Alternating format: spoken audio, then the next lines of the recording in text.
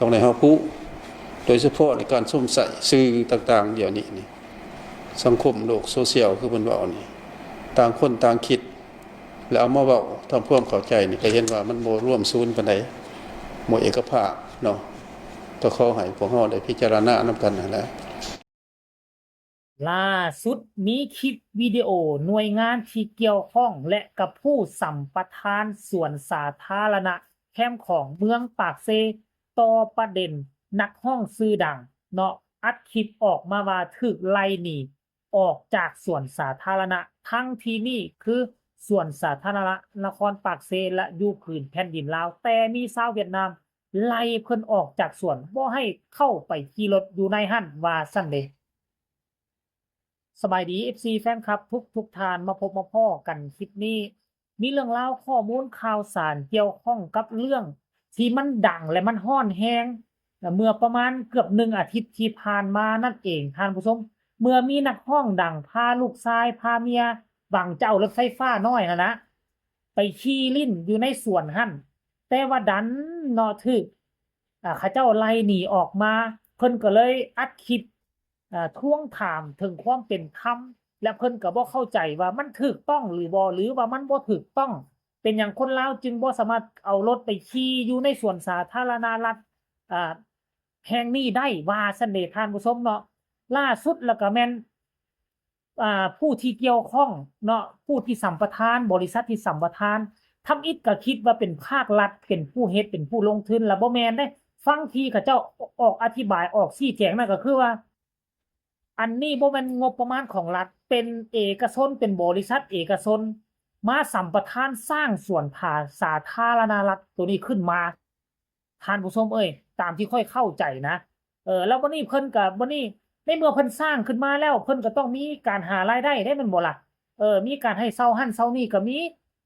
มีการให้สัมปทานต่อเรื่องการเฮ็ดรถซอกเฮ็ดรถซิ่งให้เด็กน้อยไปขี่ลิ้นแล้วก็มีการบริการห้องนอกห้องน้ำก็สิคือส่วนสาธารณะอยู่ทั้งนครหลวงเวียงจันทน์หั่นแหล้วท่านผู้ชมเนาะรายละเอียดจะเป็นแนวใดให้ไปฟังจากปากเนาะเจ้าของผู้สัมปทานว่าเพิ่นจะว่าแนวใดต่อเหตุการณ์นี้ทุกคนไปฟังเลยแก่ทั้งบริษัทที่ได้มีความรับผิดชอบพัฒนาเขตแคมป์ของโดยเฉพาะเป็นพัฒนาเป็นแหล่งท่องเที่ยวพักผ่อน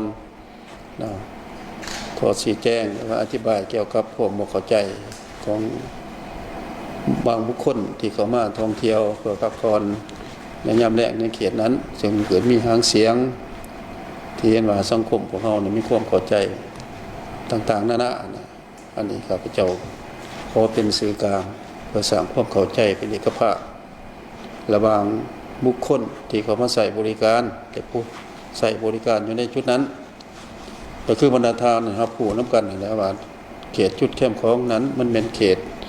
ที่พวกเขาได้รับสัมปทานเพื่อพัฒนาเข้ามาพัฒนาในจุดนี้หลักๆก็เป็นเขตท่องเที่ยวพักผ่อนในยามเสาร์ยามแลงซึ่งระยะผ่านมาก็บ่เคยมีหางเสียงยังเกิดขึ้นต่อสิเป็นไปยามเสาร์ยามแลงหรือไปท่องเที่ยวในยามมีตลาดนัดในงานเทศกาลต่างๆก็บ่ค่อยมีปัญหายังเกิดขึ้นแต่มันก็หลีกบ่ได้บางคนที่เฮาบ่ทันเข้าใจเกี่ยวกับการนำใส่สถานที่ต่างๆนั้นขอชี้แจงอยู่บนว่าการที่ไม่มีปัญหาเกิดขึ้นนั้นมันบ่แม่นความผิดพลาดของฝ่ายใดฝ่ายหนึ่งมันเป็นความบ่เข้าใจอยู่ในบางปัญหาเท่านั้นโดยเฉพาะวันเรื่องเขตในเวลาที่เราเปิดใส่การบริการในยามแล้งนั่นนะเฮาหนึ่งก็เพื่อรักษาความปลอดภัยในการย่างการขี่รถอีหยังต่างๆที่ไปเที่ยวชมอีหยังต่างๆนั่นน่ะนี่เป็นปัญหาที่1เป็นปัญหาที่2แล้วก็เป็นเพื่อความสวยงามความเป็นระเบียบเรียบร้อยอยู่ในสถานที่ดังกล่าวนั้นเพราะต้องเข้าใจว่าสถานที่ท่องเที่ยวมันก็มีหลายสันคนเข้ามาไปก็อยากส้มไส้เนาะก็มีได้ตามจิตสำนึกและความต้องการนั่นแหละฝ่ายบริการพวกเฮาก็อยากตอบสนองเบิดทุกแนวคิดจิตใจที่คนเข้ามาอยู่ในหันพอให้เข้าใจว่าเฮาเฮ็ดก็เพื่อส่วนรวมเนาะจังซั่นมันหลีกบ่ได้อันที่ว่าความบ่เข้าใจหันก็ขอให้ทั้งสังคมเฮานี่ต้องได้เฮาผู้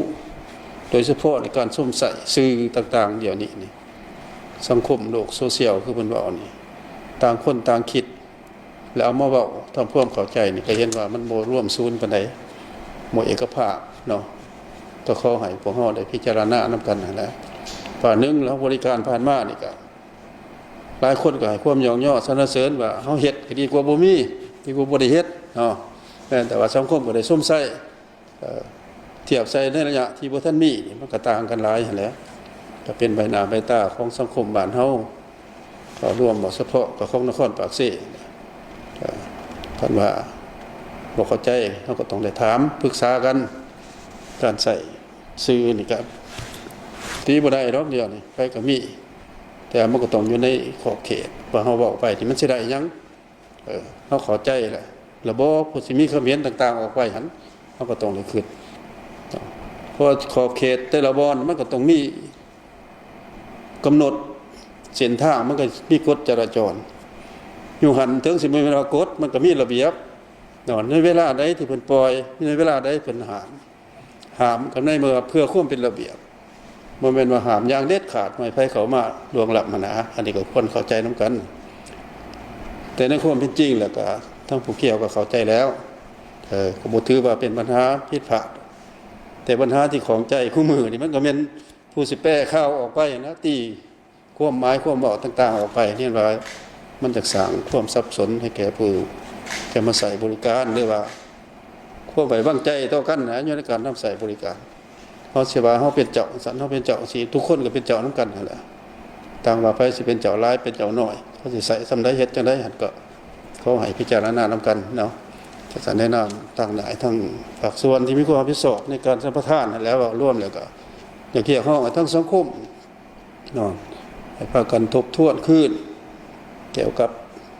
หางเสียงที่เฮาได้ยินได้ฟังว่ามันสมเหตุสมผลอยู่บนใดควรบ่หรือบ่ควรคันบ่เข้าใจแท้ก็พวกเฮาก็ยินดีเนาะเข้ามาให้คำคิดคำเห็นเพื่อหาวิธีแก้ไขนำกันนั่นแหละเฮ็ดได้ก็เพื่อมันลงจุดผลเดียวกันว่าให้บ้านเมืองพวกเฮานี่นึงมีความสงบก็เป็นระเบียบเรียบร้อยสวยงามก็ดึงดูดนักท่องเที่ยวเข้ามาต่างคนต่างมีผลประโยชน์ก็คือเฮาฮู้นำกันแล้วสากลส่วนหลายเขาก็ย่องมาบ้านเฮามีความสงบปลอดภัยไผก็อยากมาท่องเที่ยวปัญหาเล็กๆน้อยๆจังซี่นี่ใช่มันเป็นปัญหาใหญ่มันก็เฮาก็เห็นว่ามันบ่จักจบจักงามปานใดเนาะก็หวังว่าทั้งสังคมของเฮานี่ก็ใส่ความหัวไม้หัวมือกันแล้วพวกเฮายินดีเด้อที่จะให้ความชี้แจงอธิบายให้มันจ่าแจ้งเพื่อความเข้าใจกัน ทุกคนได้ฟังแล้วรู้สึกเป็นจังไดตรงประเด็นที่สังคมอยากจะรู้ที่สังคมถามมาก่อนหน้านี้บ่เนาะสังคมต้องการอยากรู้สังคมทวงถามมาผู้ใดแท้สัมปทานแล้วเป็นหยังจึงมีชาวเวียดนามไปเฮ็ดรถไฟฟ้าให้เด็กน้อยไปเซาขี่ได้เป็นหยังคนลาวจึงไปบ่ได้เนาะท่านผู้ชมเนาะเข้าใจแจ่มแจ้งแล้วหรือยังเพิ่นก็เว้า5 นาทีทุกคนก็คงจะเข้าใจอันเรื่องตรงประเด็นบ่ตรงประเด็นก็แล้วแต่ละคนจะตีความหมายไปก็แล้วกันเด้อเนาะสำหรับข้อยก็บ่ขยายความต่อก็แล้วกันเนาะเพราะว่าเพิ่นก็ออกมาชี้แจงเรียบร้อยแล้วส่วนจะตรงประเด็นบ่ตรงประเด็นนั่นก็เป็นอีกเรื่องนึงก็แล้วกันสำหรับคลิปนี้ก็เอามานำเสนอให้ FC แฟนคลับให้พ่อแม่พี่น้องป้องป่ายทั้งชาวลาวชาวไทยได้รับรู้ฮู้กันต่อเหตุการณ์ที่มันเกิดขึ้นเนาะถึงแม้นว่าทั้งผู้เกี่ยวนั่นก็ถูกเจ้าหน้าที่ตำรวจเอิ้นเชิญไปทั้งสถานีตำรวจพุ่นละล่ะเห็นลบคลิปเรียบร้อยแล้วท่านผู้ชมเอ้ยเฮาก็ไปพิจารณากันเอาเนาะฟังความสองข้างส่วนผู้ใดจะผิดจะถูกอันนี้ข่อยบ่ฮู้เด้อท่านผู้ชมขออยู่เป็นกลางสำหรับคลิปนี้ฝากไว้ส่ำนี้สบายดี